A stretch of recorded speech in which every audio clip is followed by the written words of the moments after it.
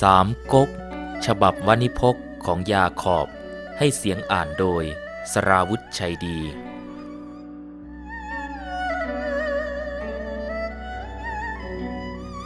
โขงเบ้งผู้ยังรู้ดินฟ้ามหาสมุทรเอพิโซดที่8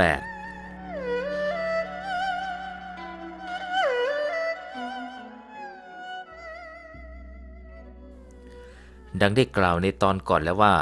พอข่าวซูมาอี้ยกมาตั้งรับหน้าเสเหลียงอันเป็นเมืองหน้าด่านของแคว้นเว่ความปรารถนาที่จะปัดบุคคลผู้นี้ออกไปเสียจากความเป็นขวากหนามก็ปรากฏร้อนรนขึ้นในดวงใจของโขงเบ้งผู้นำแห่งแคว้นจู่ทันทีความคิดอันเป็นเอกอยู่ในแผ่นดินแต่ผู้เดียวคาดหมายเอาว่าโจยอยหลานชายโจโฉซึ่งเพิ่งขึ้นครองราชย์เป็นกษัตริย์เว่องค์ใหม่นี้เยาว์ทั้งอายุและเยาว์ทั้งความคิดประการหนึ่งและความเติบโตของซูมาอี้ซึ่งพุ่งปราดขึ้นมาสู่ตำแหน่งเสนาบดีผู้ใหญ่โดยรวดเร็วนั้นย่อมเป็นชนวนให้พวกขุนนางผู้อยู่ในราชวงศ์โจมีจิตริษยาซูมาอี้บ้างไม่มากก็น้อยประการหนึ่งเมื่อฮกหลงแห่งเขาโงลังกังมองเอาด้วยสายตาของพญาครุฑที่บินอยู่สุดสายเมฆชนี้แล้วก็แต่งให้คนเอาใบประกาศเกลี้ยกล่อมแยกกันออกไปเที่ยวปิดตามประตูเมืองสำคัญหลายแห่งของแคว้นเว่และมีเนื้อความต้องกันว่าซูมาอี้ขอชักชวนให้ราษฎรทั้งหลายรำลึกถึงพระคุณของโจโฉปฐมกษัตริย์ต้นวงโจโดยเมื่อโจโฉใกล้จะถึงการมรณะนั้นเคยปรารภไว้เป็นที่เปิดเผยว่าจะยกราชสมบัติให้แก่โจสิทธิ์หากมีผู้ยุยงขัดขวางด้วยอุบายราชสมบัติจึงถูกเปลี่ยนมือมาได้แก่โจผีผู้บิดาโจยอยซึ่งไม่ได้ต้องด้วยความปรารถนาอันแท้จริงของโจโฉทั้งบัดนี้โจผีตายแล้วสิกลับมอบราชสมบัติให้โจยอยซึ่งเป็นเสมอลูกเล็กเด็กน้อยอีกเล่าโจยอยหนุ่มแก่ความนักเห็นว่าจะรักษาราชสมบัติไปไม่ตลอดแผ่นดินรังจะเป็นจลาจลผู้คนจะเดือดร้อนเสียเปล่าดังนั้นสุมาอี้จึงซ่องสุมผู้คนเป็นอันดีแล้วจะกำจัดโจยอยจะเอาสมบัติมาให้แก่โจสิทธิ์ผู้คงแก่เรียนซึ่งเป็นทายาทอันชอบธรรมตามดำริเดิมของโจโฉในประกาศนี้ตอนท้ายได้กำชับเป็นถ้อยคำของสุมาอี้ไว้เป็นอย่างแข็งแรงว่าผู้ใดเห็นหนังสือนี้แล้วไม่ทำตามเราเมื่อสำเร็จพระราชการแล้วจะตัดศีรษะเสียให้สิ้นทั้งโคตรประกาศซึ่งปรากฏขึ้นตามทวารเมืองสำคัญพร้อมเพรียงเช่นนี้เมื่อต่างก็ถูกส่งเข้ามายังราชธานีในเวลาที่เกือบพร้อมกันเข้าก็เป็นสิ่งที่ชกถูกตรงหัวใจอันอ่อนความคิดของเยาวกษัตริย์โจยอยอย่างจังที่สุดเพราะการตั้งสุมาอี้ให้เป็นแม่ทัพใหญ่ถือพลมากมายไปตั้งรับข้าศึกอยู่เมืองเสเหลียงนั้นจำนวนไพร่พลซึ่งสามารถจะต่อรบกับแคว้นจูได้นั้นย่อมหมายถึงว่าถ้าสุมาอี้จะนำหน่วยกำลังอันนั้นหันบุกเข้าสู่แคว้นเว่เองก็ย่อมเป็นเรื่องที่ทำได้ง่ายดายสะดวกด้วยเหมือนกันในราชสำนักของโจยอยเกิดพากันรู้สึกอย่างนี้เพราะฉะนั้นในที่ประชุมขุนนางชั้นผู้ใหญ่แม้จะมีเสียงท้วงขึ้นบ้างว่าเรื่องนี้อาจเป็นอุบายของแว่นแคว้นที่เป็นอริราชศัตรูแต่เสียงเดียวสองเสียงก็ทานอีกหลายๆเสียงซึ่งไม่มีไมตรีจิตมีแต่ริษยาสุมาอี้กรุนอยู่ในใจมิได้จึงในที่สุดของการประชุมหารือผลของมันก็คือโจยอยยกพหลพลไกรไปเสเหลียงแล้วถอดสุมาอี้แม่ทัพผู้สามารถของพระองค์ลงเป็นไพร่ให้ไปทำมาหากินณบ้านเก่าด้วยพระองค์เอง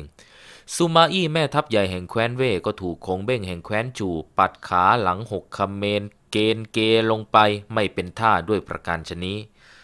โจหิวเชื้อพระวงศ์สนิทในโจยอยได้รับแต่งตั้งให้เป็นแม่ทัพไปรักษาเสเหลียงเมืองหน้าด่านแทนสุมาอี้คงเบ้งจะครั่นคร้ามนับถือก็แต่ความปรีชาสามารถประจำตัวมนุษย์คนอย่างคงเบ้งไม่ได้ครั่นคร้ามนับถือมนุษย์ที่กลายเป็นคนใหญ่คนโตขึ้นเพราะเหตุที่ร่วมแท้ใช้สกุลของผู้มีบุญดังนั้นนามของแม่ทัพฝ่ายศัตรูคนใหม่ที่อยู่ในตระกูลโจอันใหญ่ยิ่งจึงมิได้ทำให้คงเบ้งหยุดยั้งลังเลเสียเวลาในอันจะรุกขึ้นเหนือเลยยิ่งกว่านี้นามของแม่ทัพแท้โจนั่นแหละทำให้คงเบ้งทวีหวังในอันจะประสบชัยชนะยิ่งขึ้นได้ตรากตรำศึกตั้งหน้าทำแต่งานเพื่อผลส่วนรวมอย่างที่เรียกว่าสายตัวแทบขาดมาตั้ง20 ปีแล้ว แบ่งแผ่นดินอันกว้างใหญ่ของมหาอาณาจักรออกเป็น1/3ของมหาอำนาจสถาปนาราชบัลลังก์ให้แก่เล่าปีบุคคลหลักลอยที่เคารพศรัทธาในตนจนแม้แต่เชื้อสายของบุคคลผู้นั้นก็ได้ครองราชย์ร่มเย็นเป็นสุขแล้วและทั้งบัดนี้ตนเองก็อายุย่างเข้า47ซึ่งเกือบจะใกล้การเหยียบเข้าบันไดขั้นต้นของวัยชราควรจะพักผ่อนเสพดอกเสพผลจากผลงานของตนบ้างแล้วไม่น่าที่มหาบัณฑิตผู้แจ้งดินและจบฟ้าจะกังวลกระตือรือร้นในสงครามซึ่งเนื้อแท้ก็ขัดกับอัธยาศัยที่รักจะหาความสันติวิเวกของตนถ้าคงเบ้งจะอยู่เฉยๆบัดนี้ก็จะอยู่ได้อย่างที่ทั้งเหนือและใต้จะถือแคว้นชูเหมือนถ้ำเสือไม่มีหมาจิ้งจอกตัวใดจะกล้าล่วงล้ำเข้ามาเป็นแน่แท้ทีเดียวเพราะฉะนั้นเราต้องอ่านกันว่าอะไรทำให้อาจารย์ฮกหลงผู้ปรารถนาจะใช้ชีวิตของตนสงบอยู่กับนาอยู่กับไร่จะไม่คิดหยุดยั้งในเรื่องที่จะทำสงครามดังนั้นเราจะอ่านจากจดหมายที่คงเบ้งยื่นทำนองถวายเรื่องราวต่อพระเจ้าเฮียนเต้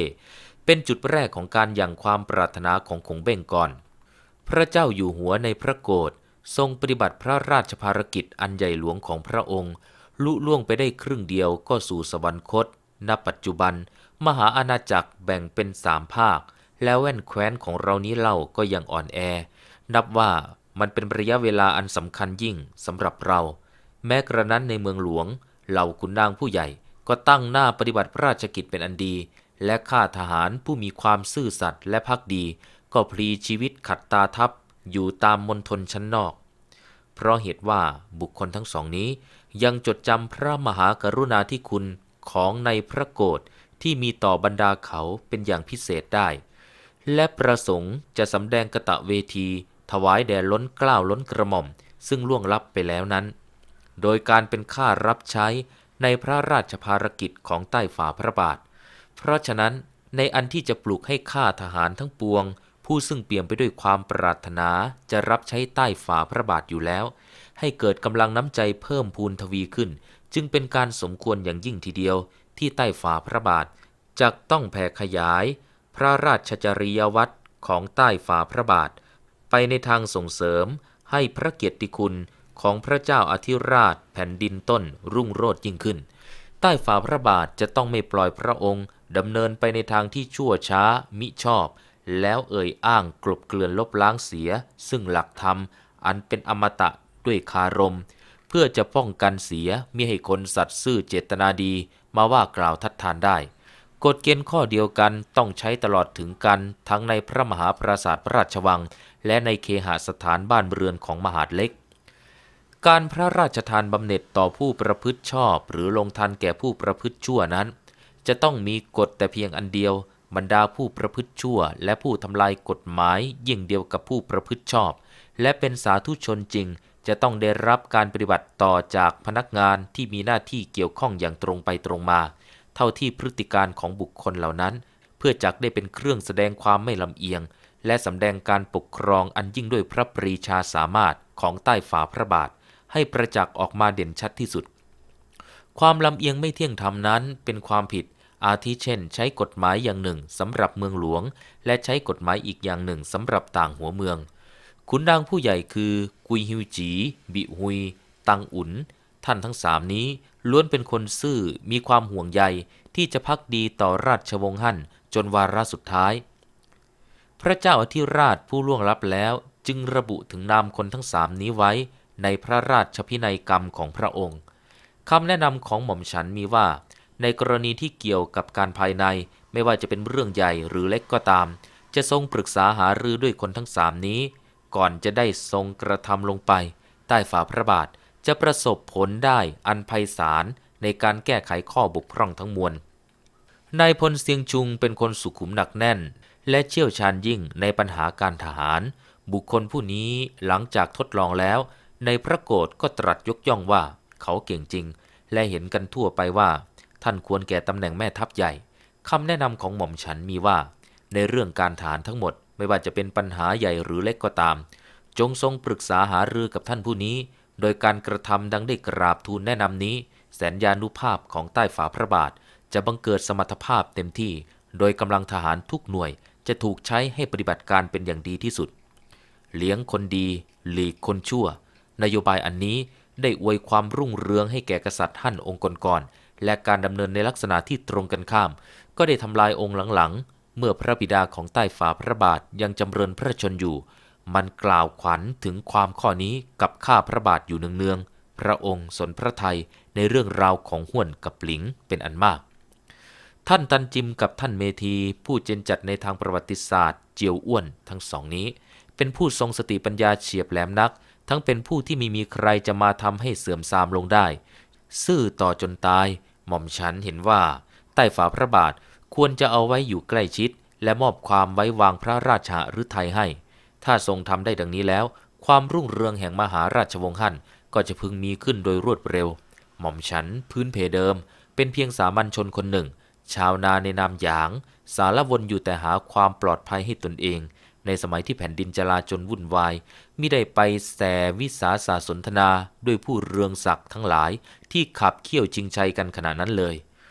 พระราชบิดาของใต้ฝ่าพระบาททอดพระเนตรข้ามพื้นเพธรรมดาสามัญของคนอย่างหม่อมฉันไปเสียสู้ทอมพระองค์เสด็จไปเยี่ยมหม่อมฉันณกระท่อมน้อยถึง3 ครั้งแล้วทรงหารือถึงความแปรปรวนวุ่นวายในการครั้งนั้นพระราชอัธยาศัยอันโอบอ้อมของนายพระโกฐก่อให้หม่อมฉันเกิดซาบซึ้งหาที่เปรียบมิได้และเต็มใจที่จะถวายน้ำพักน้ำแรงที่อย่างสุดความสามารถแด่พระองค์แล้วความปราชัยพ่ายแพ้ก็มาถึงและหม่อมฉันเข้าจับงานในระยะที่ภาวะการกำลังคับขันมืดมนอย่างยิ่งและอยู่ในวิกฤตการณ์ที่ยุ่งยากที่สุดนี่เป็นเวลา21 ปีมาแล้วในพระโกฐตระหนักในความใจจดใจจ่อโดยขยันขันแข็งของหม่อมฉันเมื่อใกล้สวรรคตจึงได้มอบด้วยความไว้วางพระราชฤทัยซึ่งภาระอันใหญ่หลวงแก่หม่อมฉันตั้งแต่วันนั้นมาหม่อมฉันก็มีชีวิตอยู่ด้วยความเป็นห่วงกังวลใจโดยเกรงว่าจะปฏิบัติตามความไว้วางพระราชฤทัยที่ได้รับมอบหมายไว้นั้นให้ลุล่วงไปมิได้อันจะเป็นเหตุทำความอับเฉาหมองมัวให้แก่ความรุ่งโรจน์ของในพระโกฐด้วยเหตุนี้หม่อมฉันได้ตกลงญาตราทัพข้ามแม่น้ำลูไปสู่แดนอันกันดารข้างโพ้นบัดนี้ทางภาคใต้เราก็ปราบปรามราบคาบแล้วและกองทัพของเรายังอยู่ในสภาพที่แกร่งพอทุกประการหม่อมฉันจึงควรนำกำลังอันนี้ไปตีฝ่ายเหนือซึ่งณที่นั้นหม่อมฉันอาจบรรลุความสำเร็จในอันจะกำจัดพวกเหล่าร้ายและญาตรากลับเข้าสู่ราชธานีเดิมนี่คือหน้าที่ของหม่อมฉันด้วยได้ระลึกถึงพระมหากรุณาธิคุณของในพระโกฐและทั้งจงรักภักดีในใต้ฝ่าพระบาทส่วนข้อหารือที่ว่าจะควรหรือไม่ควรประการใดและให้คำวินิจฉัยเป็นอันเด็ดขาดแท้จริงของเรื่องนี้ทั้งหมดนั้นเป็นเรื่องของท่านกุยฮิวจีท่านเจียวอ้วนและท่านตังอุ๋นหม่อมฉันปรารถนาให้ใต้ฝ่าพระบาทมอบหมายภาระปราบปรามสังหารพวกกบฏและฟื้นฟูราชวงศ์ฮั่นถ้าหม่อมฉันทำให้สำเร็จแล้วขอให้ทรงลงโทษโดยกล่าวประจานต่อวิญญาณของในพระโกฐถ้าใต้ฝ่าพระบาทไม่ทรงเข้าพระทัยถึงความหมายแห่งการฟื้นฟูซึ่งราชวงศ์ฮั่นแล้วก็จัดว่าจะเป็นความผิดของที่ปรึกษาทั้งปวงใต้ฝ่าพระบาทควรจะทรงอดทนต่อการจะถูกนำไปสู่ทางที่ถูกและทรงพิจารณาด้วยพระปรีชาถึงสิ่งซึ่งได้เข้ามารอรับพระราชวินิจฉัยโดยระลึกถึงคำสั่งเสียของพระเจ้าอธิราชซึ่งล่วงลับไปแล้วให้รอบคอบหม่อมฉันไม่อาจกล่าวออกมาได้ถึงความปลื้มปิติว่าจะเป็นเช่นไรถ้าใต้ฝ่าพระบาทจะทรงพระกรุณารับและปฏิบัติตามคำแนะนำของหม่อมฉันบัดนี้หม่อมฉันกำลังจะจากไปทำการในสมรภูมิที่ห่างไกลหม่อมฉันเขียนมาด้วยน้ำตาและแทบจะไม่รู้ว่าได้พูดว่าอะไรบ้างจากความละเอียดของหนังสือฉบับนี้เองเราท่านได้ทราบถึงเบื้องหลังของความตั้งใจที่คงเบ่งเร่าร้อนจะต่อยุทธด้วยแคว้นเว่หลายประการความเลื่อมใสศรัทธาที่สู้มาถึง3 ครั้ง 3 หนของเล่าปีน้ำตาของจอมพลผู้เร่ร่อนซึ่งหลั่งไหลในวันที่เหยียบเรือนน้อยของตนนักเขาโงลังกังและความที่ตนเองได้รับปากไว้กับคนที่จะตายว่าจะทำนุบำรุงเชื้อสายของเขาโดยสุจริตนั้นเป็นเหตุให้ฮกหลงมหาบัณฑิตรู้สึกถึงวาระที่ตนจะต้องทำจากประวัติที่ถูกแบ่งออกเป็น3 ภาคให้มารวมเป็นอันหนึ่งอันเดียวอยู่ใต้บารมีทายาทของเล่าปีให้จงได้นั่นก็ประการหนึ่ง และในฐานะที่คงเบ้งเป็นบุคคลที่ตามเรื่องยอมรับกันว่าเป็นผู้แจ้งดินและจบฟ้าสามารถจะล่วงรู้การภายหน้าและได้ออกปากว่าตนคงจะสิ้นอายุเมื่อคราวเผาผลาญฐานลุดตัดกุดเสียด้วยวิธีการอันน่าสยดสยองใจนั้นทำให้เราท่านอ่านออกว่าคงเบ้งเร่าร้อนจะทำสงครามกับแคว้นเว่ยให้แตกหักลงไปก็เพราะรู้ว่าจะมัวโอ้เอนอนใจอยู่ไม่ได้ด้วยอายุตนจะไม่ยืนยาวและนี่ก็อีกประการหนึ่งแลย้อนมากล่าวถึงหนังสือถวายเล่าเซียนซึ่งได้สั่งสอนและแนะนำให้ซ่องเสพเสวนาด้วยคนดีมีปัญญาระบุไว้ชัดว่าเป็นใครต่อใครบ้างนั้นก็ทำให้เราอ่านเบื้องหลังของความตั้งใจของคงเบ้งไว้ว่ามังกรผู้ยิ่งใหญ่ได้ตั้งความปรารถนาในอันจะเข้าสู่สงครามครั้งนี้ชนิดที่ว่าถ้าความปรารถนาของตนไม่สำเร็จก็จะขอตายอยู่ในความไม่สำเร็จนั้นนับเพียงเป็นอีกประการหนึ่งก็แหละความสำคัญเบื้องหลังมีอยู่ถึง3ประการดังนี้คงเบ้งจึงมิให้ฟังคำของพระเจ้าเล่าเซียนและขุนนางผู้ใหญ่ทั้งหลายที่ทักท้วงเพราะเป็นห่วงในสุขภาพของตนเสียเลยแม้จนเจ้าจิ๋วขุนโหนประจำแคว้นจูซึ่งท้วงว่าตนได้พิเคราะห์ฤกษ์บนเห็นดาวประจำเมืองฝ่ายเหนือของกษัตริย์แซ่โจยังจรัสเมืองอยู่อย่าเพิ่งให้คงเบ้งยกไปคงเบ้งก็ไม่ยอมฟังผู้แจ้งดินและจบฟ้ามิได้คลั่งไคล้ไปในฤกษ์บนฤกษ์ล่างอันเป็นศาสตร์ซึ่งตัวเองก็เจนจบกลับตอบว่าอันจะถือฤกษ์บนเป็นประมาณนั้นมิได้พิเคราะห์เอาการในเมืองลกเอียงนั้นเป็นประมาณถึงหากว่าดาวประจำเมืองจะเป็นอันตรายก็ดีถ้าไม่มีข้าศึกทำอันตรายแล้วเมืองนั้นก็บริบูรณ์อยู่คำตอบอันนี้ทำให้เราท่านยุติกันลงได้ว่าคงเบ้งคือผู้ที่ไม่ได้สำคัญในโชคเคราะห์และดวงดาวว่ายิ่งใหญ่ไปกว่าเหตุการณ์เฉพาะหน้าบุคคลผู้นี้ร่ำเรียนมาเป็นอย่างว่ารู้แจ้งในพรหมลิขิตแต่ก็ไม่ได้ยอมก้มหัวลงค้อมคำนับลิขิตของพระพรหมเมื่อเรายุติกันชนี้แล้วก็ทำให้หวนไปนึกสรรเสริญท่านนักอ่านของไทยเราคนหนึ่ง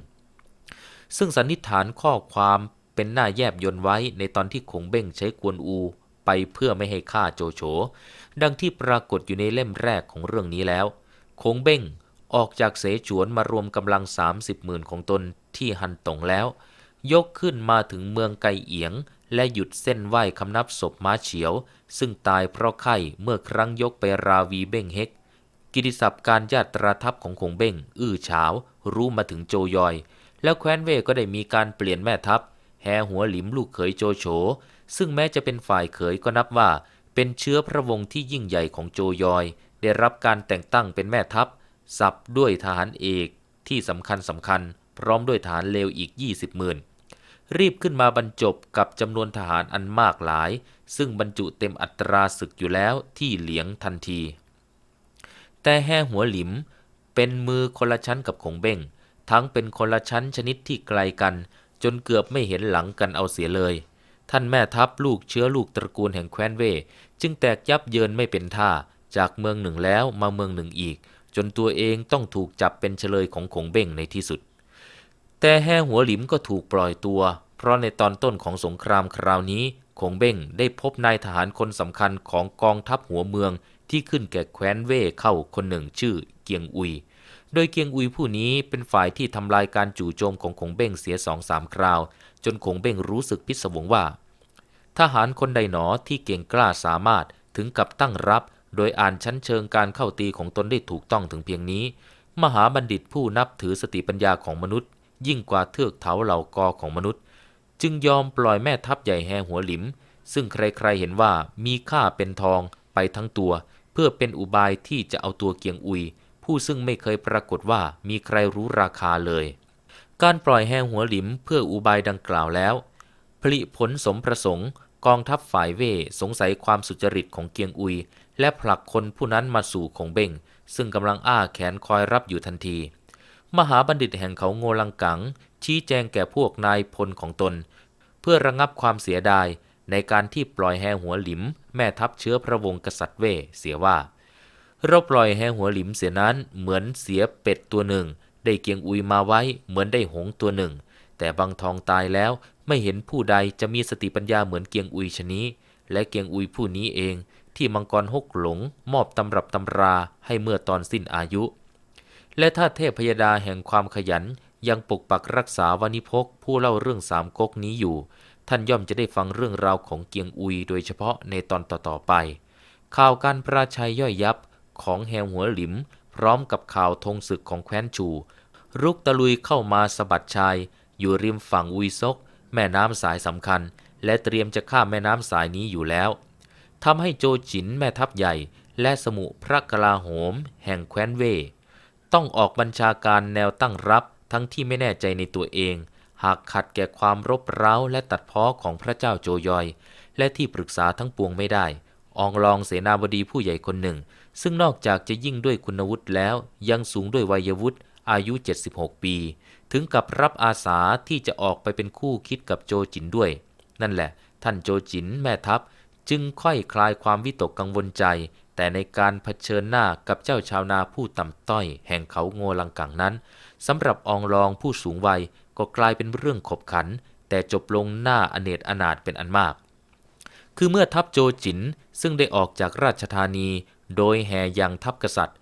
ญาตรามาจนได้ประจันกับกองทัพของแคว้นฉูแล้วในคราที่เตรียมตัวเข้าต่อยุทธกันจริงจังในวันรุ่งขึ้นนั้นโจจินปรึกษากับบรรดานายทัพนายกองของตนและแสดงความวิตกในการรบอองลองผู้เฒ่าจะเกิดครั้งขึ้นมาอย่างไรไม่ทราบจึงได้กล่าวขึ้นอย่างเชื่อดีสติปัญญาและฝีคารมของตนว่าท่านอย่าวิตกเลยเวลาพรุ่งนี้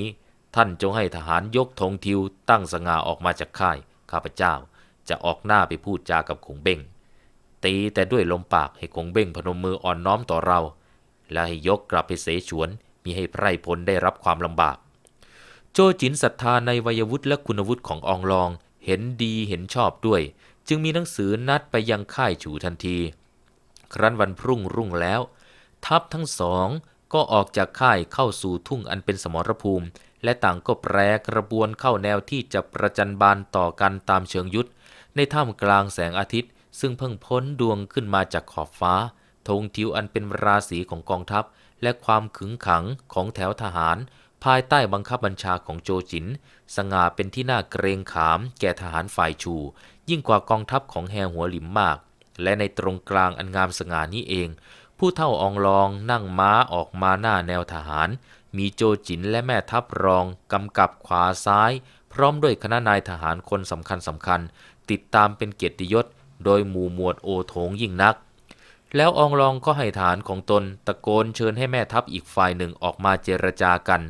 คงเบ้งพร้อมด้วยกวนหินเตียวเปาลูกชายกวนอูเตียวหุยกำกับขวาซ้ายและจูล่งเสือร้ายผู้แสนยานุภาพก็ตามหลังออกมาหน้าแถวรบของตัวเผชิญหน้ากับอองลองบัดนั้นเองการโต้วาทีตัวต่อตัวทั้งสองฝ่ายต่างไม่ต้องมีผู้สนับสนุนหรือจะเรียกให้ถูกที่สุดว่าการด่ากันอย่างผู้ดีรายใหญ่และสำคัญที่สุดในพงศาวดารของจีนก็บังเกิดขึ้นทั้งคู่ได้เจรจากันด้วยคารมอันเป็นโวหารน่าฟังเสียดซึ้งเผ็ดร้อนและยืดยาวอย่างที่วณิพกไม่ควรถือโอกาสลอกเอารายละเอียดมาเพื่อเพิ่มเติมเนื้อหาแก่ตัวหนังสือของตนโดยไม่ได้ลงทุนลงแรงในทางฝีไม้ลายมือฉะนั้นขอกล่าวเพียงอุปมาความเผ็ดร้อนแห่งคารมของคนทั้งสองให้เห็นคร่าวๆพอเป็นเครื่องตระหนักแก่ท่านผู้อ่านว่าคารมของอองลองประหนึ่งแกงส้มหน่อไม้ดองที่เครื่องแกงแก่พริกซึ่งเผ็ดด้วยเครื่องแกงทั้งร้อนด้วยรสของหน่อไม้ดองแต่คารมของคงเบ้งเหมือนแกงป่าชนิดที่แก่พริกดุดกันซึ่งความเผ็ดที่ยิ่งกว่ากันแล้วยังจะมีความเร่าร้อนของพริกไทยอ่อนซึ่งสูงกว่าความร้อนของหน่อไม้เปรี้ยวอีกเล่าบัณฑิตผู้เฒ่าเจ้าคารมแห่งแคว้นเว่ยควบม้าออกมาหยุดอยู่ตรงหน้าโดยลำพังซึ่งพาเผยสมแก่ลักษณะของบุคคลอันเป็นฝ่ายจะตีด้วยลมปากเพื่อให้อีกฝ่ายกราบก้มประนมกรเข้ามาอ่อนน้อมอยู่ไม่น้อยทีเดียวเมื่อต่างได้ประสานมือคารวะก่อนและหลังแก่กันตามวัยแล้วบัณฑิตผู้ยิ่งอายุคราวพ่อและตระเตรียมเชิงชั้นการเจรจาของตนมาเป็นอันดีจนแน่ใจแล้วก็เริ่มใช้ลมปากเข้าตีบุคคลอายุรุ่นราวคราวลูกของตนอองลองเริ่มเจรจาด้วยการสรรเสริญโชคดีที่ตนเองได้มาพบบุคคลซึ่งตนได้ยินเรื่องลือชื่อเสียงมานานแล้วก็หวนมากล่าวถึงความที่น่าสงสัยว่าเมื่อคงเบ้งเป็นผู้มีปัญญารู้ขนบธรรมเนียมประเพณีในแผ่นดินอันผันแปรไปตามอำนาจฟ้าและดินได้ชนี้แล้ว ฉะไหนจึงมาเข้าโดยคนพาลชาติต่ำอาสายกทัพมาเล่าอองลองพยายามอย่างมากที่สุดที่จะโน้มน้อมให้ผู้ฟังเลื่อมใสในความเสื่อมของกษัตริย์พระราชวงศ์เก่าและความรุ่งเรืองของกษัตริย์พระราชวงศ์ใหม่ว่าย่อมเป็นไปตามธรรมดาของโลกและเป็นธรรมดาของประวัติศาสตร์ท่านผู้เฒ่าชี้แจงลำดับความเป็นมาของเหตุการณ์ยืดยาวเป็นอย่างกระจะแจ้งถึงลางร้ายและความจลาจลวุ่นวายตั้งแต่สมัยพระเจ้าเลนเต้แล้วต่อมาถึงพระเจ้าเฮียนเต้จนสิ้นรัชกาลเพื่อให้คงเบ้งเห็นว่าสวรรค์ได้เป็นเจ้ากี้เจ้าการบันดาลความเสื่อมให้แก่ราชวงศ์ฮั่นจริงๆและการที่แซ่โจตั้งวงกษัตริย์ขึ้นนี้ก็เป็นการสมควรเป็นการที่ได้เป็นมาดุจความเห็นชอบของสวรรค์จริงๆเหมือนกันอองลองกล่าวถึงกำลังมหึมาแห่งกองทัพของฝ่ายตนว่าทรงศักดาพินิหารเหมือนเพลิงไหม้ป่าและกองทัพของคงเบ้งอุปมาดังหิ่งห้อยที่กำลังเกาะอยู่กับปลายหญ้าซึ่งเมื่อปะทะกันเข้าแล้วเรื่องคงเบ้งจะไม่ฉิบหายไปฝ่ายเดียวนั้นอย่าได้สงสัยเลยครั้นแล้วท่านผู้เฒ่าก็เตือนฮกหลงชาวนาให้รำลึกถึงคติโบราณข้อหนึ่งที่ว่าเกิดเป็นคนควรรู้จักพิเคราะห์เหตุการณ์เห็นใครใดรุ่งเรืองด้วยบุญญาธิการก็ควรนบนอบเข้าไปเป็นข้าท่านผู้นั้นจึงจะได้ความสุข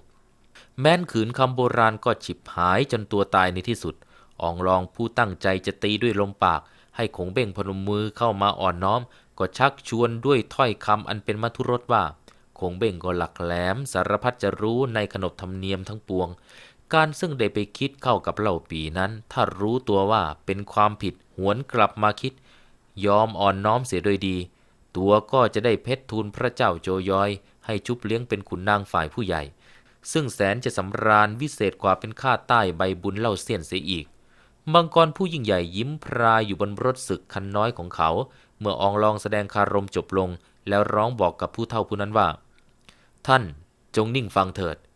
เราจะว่าให้ฟังบ้างและแล้วโดยปราศจากการตระเตรียมเพราะไม่มีโอกาสจะรู้ล่วงหน้ามาก่อนว่าวันนี้จะต้องมาพูดกับอองลองหากด้วยปฏิภาณของมนุษย์ที่เป็นพิเศษเหนือมนุษย์และจัดเจนในเชิงชั้นของการโต้ตอบหักล้างคารมผู้อื่นประกอบกับความเป็นผู้รอบรู้ชนิดที่เรื่องต่างๆทิศและล้วนแต่สุดแสนไกลก็ไม่ค่อยรอดพ้นไปจากหูนั่นเองคงเบ้งก็ตอบผู้เฒ่าคราวพ่อของตนทั้งที่ไม่ได้ตระเตรียมและไม่กระอึกกระอักเลยประเด็นสำคัญที่อองลองพิสูจน์ให้เห็นว่าความจลาจลวุ่นวายในสมัยพระเจ้าเฮียนเต้คือลางร้ายของสวรรค์ที่สำแดงเพื่อให้เห็นถึงความเสื่อมของวงฮั่นนั้นประเด็นสำคัญอยู่ที่ผู้เฒ่าพยายามชี้แจงเป็นนักเป็นหนาสำหรับจะให้คนฟังเห็นจริงเห็นจังด้วยข้อนี้คงเบ้งตอบตัดลงได้ง่ายๆว่าเป็นความโง่เขลาเบาปัญญาในส่วนของผู้เฒ่าเอาดอกจึงเข้าใจเช่นนั้นเพราะนั่นไม่ใช่เรื่องราวหรือลางร้ายของสวรรค์ชั้นฟ้าอะไรเลยเนื้อแท้เป็นด้วยความผิดพลาดของพระเจ้าเฮียนเต้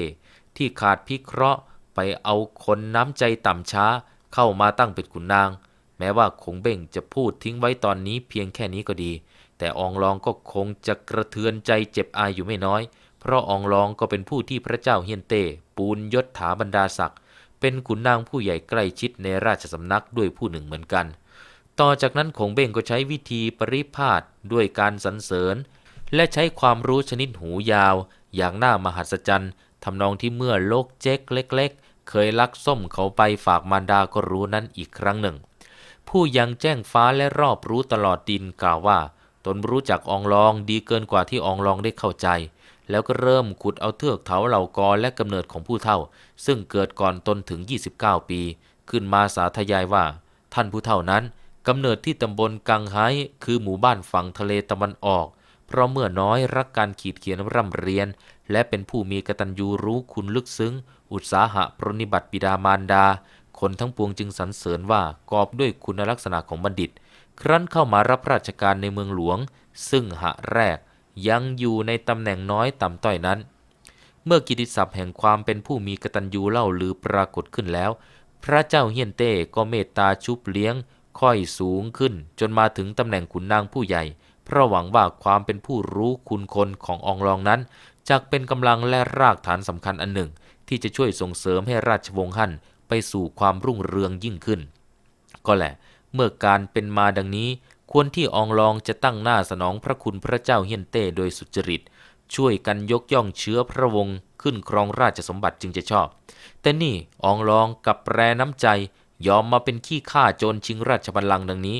ก็เป็นความผิดและเป็นโทษที่ควรแก่การสาปแช่งเป็นอันมากและการกล่าวถึงความผิดซึ่งเมื่อกี้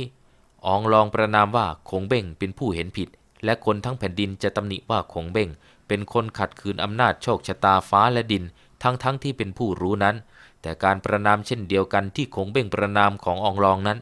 ก็ชี้ให้อองลองเห็นว่าความชั่วในข้ออกตัญญูของอองลองนี้จะเป็นที่ตำหนิตีฉินเฉพาะเพียงในโลกมนุษย์เท่านั้นก็หาไม่ได้โทษอองลองอันนี้คงเบ้งระบุว่าในพรหมโลกเทพพยดาในชั้นฟ้าก็จะสังหารท่านในมนุษย์โลกคนทั้งปวงซึ่งซื่อสัตย์ต่อแผ่นดินก็คิดแค้นท่านนักจะใคร่ฉีกเนื้อกินเสียทั้งเป็นในยมโลกนั้นก็เตือนให้เร่งคิดถึงตัวโดยแก่ชราถึงเพียงนี้แล้วจะตายไปดูหน้าวงพระเจ้าเฮียนเต้กระไรได้ในกรณีที่เกิดการด่ากันอย่างผู้ดีนั้นถ้าด่ากันงุบงิบก็ไม่สู้กระไรนักเพราะพิษสงของมันอยู่ที่บุรุษที่สามคือคนฟังเสียเป็นอันมากคนฟังยิ่งเป็นผู้ดีมีเกียรติและสถานที่ที่เกิดพิพาทต่อปากต่อคำกันนั้นเป็นที่สำคัญด้วยแล้วรสชาติของการด่าอย่างดีอย่างผู้ดีนั้นก็จะพลอยแซบทวีความเผ็ดร้อนยิ่งขึ้นด้วยฉะนั้นปัจจุบันนี้เราจะพิจารณากันถึงฐานะของอองลองในปัจจุบัน